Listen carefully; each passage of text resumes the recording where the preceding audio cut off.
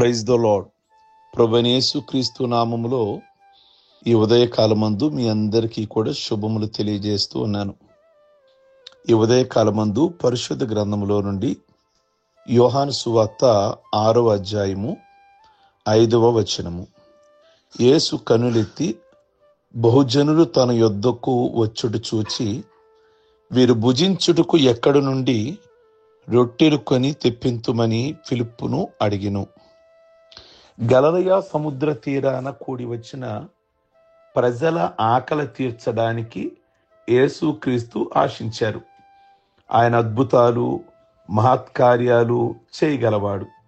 కానీ ఫిలిప్పును రొట్టెలు ఎక్కడి నుండి తెప్పింతుము అని అడుగుతున్నారు.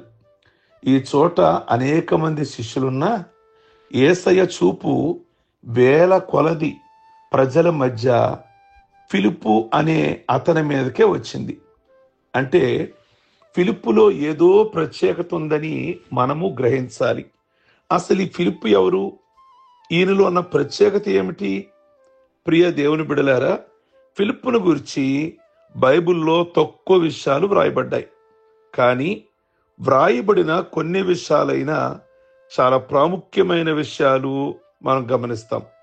యేసయ్య ఫిలిప్పును కనుగొని నన్ను వెంబడించమని చెప్పారు. యోహాను సువార్త 1వ అధ్యాయము 43వ వచనములో పిలిచిన వెంటనే ఫిలిప్పు మారుమాట మాట్లాడక యేసయ్యను వెంబడించారు. యేసు ప్రభు చాలా మందిని పిలిచినట్లు బైబిల్లో చదువుతాం. కానీ అనేక సాకులు చెప్పి యేసయ్య పిలుపుని నిర్లక్ష్యం చేశారు. ఒక వ్యక్తిని పిలిచినప్పుడు నిన్ను వెంబడిస్తాను గాని వెంటనే కాదు అని చెప్తాడు. తండ్రి రోగంతో ఉన్నాడట, చనిపోయిన తర్వాత పాతిపెట్టి యేసయ్యను వెంబడిస్తాను అంటాడు ఒక అతను. ఈ సందర్భంలో యేసు ప్రభు ఏమంటున్నారు గమనించండి. మృతులు తమ మృతులను పాతి పెట్టుకొని నిమ్ము, నీవు నన్ను వెంబడించు అన్నారు ప్రభు. మత్తయి సువార్త 8:22లో. యేసయ్య అనే ఈ మాటలు సాధారణ ప్రజలకు కఠినముగా ఉండవచ్చు. కానీ పిలుపును గ్రహించిన వారు ఒక్క క్షణం కూడా ఆలస్యం చేయకుండా ఆయనను వెంబడిస్తారు. ఈ రోజు ఉదయము ప్రభు పిలిస్తే కారణాలు చెప్తున్నావా? ఈ సంవత్సరం వెంబడిస్తాను, ఆ సంవత్సరం వెంబడిస్తాను, ఇప్పుడు రక్షణ పొందుతాను, అప్పుడు రక్షణ పొందుతాను, పెళ్ళైన తర్వాత వెంబడిస్తాను, బాబుకు జాబ్ వచ్చాక వెంబడిస్తాను అనే కారణాలు చెప్తున్నారా వారిలాగా? లేదా ఫిలిప్పులాగా వెంటనే ప్రభువుని వెంబడించడానికి ఇష్టపడుతూ ఉన్నారా? ప్రియమైనటువంటి దేవుని బిడ్డలారా, కనుక ఈ రోజున ప్రభు మనల్ని పిలిచేది దేనికి అని అంటే, ఎక్కడి నుండి పిలుస్తున్నారు మనల్ని? ఆయన చీకటిలో నుండి ఎక్కడికి పిలుస్తున్నారు? ఆశ్చర్యకరమైన వెలుగులోనికి. ఎందుకు పిలుస్తున్నాడు? యేసయ్య గుణాతిశయాలు ప్రచురం చేయడానికి. రక్షించబడిన ప్రతివారు పిలువబడి వారిని గ్రహించాలి. పిలువబడిన వారు ఏం చెయ్యాలి అని అంటే, యేసు క్రీస్తు దగ్గరికి అనేకుల్ని మీరు నడిపించాలి. మీరు ఏ విధంగానైతే ప్రభు దగ్గరికి వచ్చారో అలాగే అనేకుల్ని ప్రభు దగ్గరికి నడిపించేవారుగా ఉండాలి. యోహాను సువార్త 12వ అధ్యాయము 21వ వచనం చూస్తే, ఆ పండగలో ఆరాధించిన వారిలో కొందరు గ్రీసు దేశస్థులుండిరి. వారు ఫిలిప్పు దగ్గరికి వచ్చి, అయ్యా, మేము యేసును చూడగోరుచున్నాము అని చెప్పారు. యేసును చూడని వారు యేసును చూడాలని ఫిలిప్పు దగ్గరికి ఎందుకు వెళ్ళిన గ్రీసు దేశస్థులు తెలివి తక్కువ వారు కాదు. శిష్యులంతా ఆ పండగలో ఉన్న గ్రీసు దేశపు జ్ఞానులు ఫిలిప్పు దగ్గరికే ఎందుకు వెళ్ళారు? ఫిలిప్పు అయితేనే మనల్ని యేసు దగ్గరికి చూపించగలడని ప్రజలు గ్రహించారు. మరో చక్కటి గుణాన్ని ఫిలిప్పులో మనం చూడగలుగుతున్నాం. తన దగ్గరకు వచ్చిన గ్రీసు దేశస్థుల్ని యేసయ్య యొద్దకు తీసుకొని వెళ్ళక ముందు ఈ విషయాన్ని ఆంద్రియతో చెప్పాడు. ఆంద్రియ, ఫిలిప్పు కలిసి యేసు దగ్గరకు వారిని తీసుకొని వచ్చారు. ఫిలిప్పు తనంతట తాను ఏమీ చేయక సహోదర ఐక్యతను ఇక్కడ నిరూపిస్తూ అన్నాడు.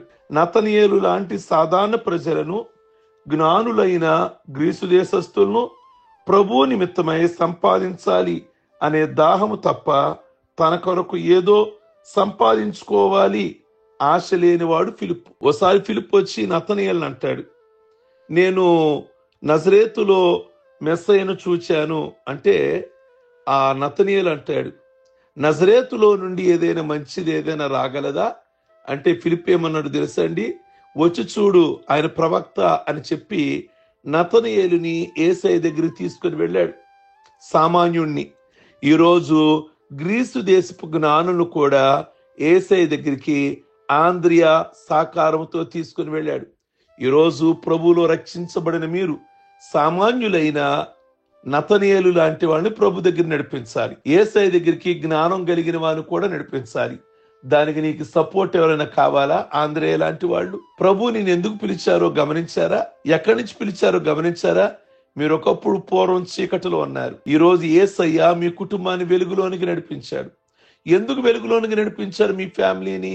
ఇంకా చీకటిలో చాలా మంది ఉన్నారు, అనేక మంది మ్రగ్గిపోతున్నారు.